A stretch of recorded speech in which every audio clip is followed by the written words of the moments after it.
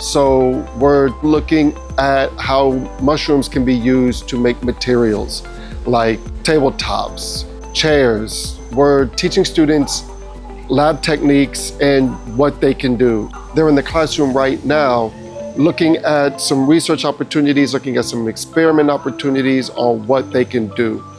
Not too long ago, the students were inside the lab over here and they were looking at how to pour agar-agar. We made the recipe, so we poured it out, we measured everything so that the mycelium will have an opportunity to grow exclusively.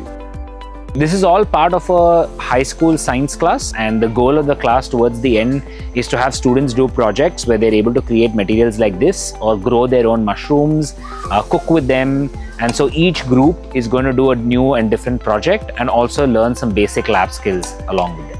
We have a biomaterials curriculum where students can learn about different materials that contribute to sustainability, and we believe that Green School is leading the path to take this curriculum forward. So there's a lot of opportunity here for the students to learn some really good techniques. So when they go to university, they'll go in with an understanding of how to do things in a really scientific and proper way.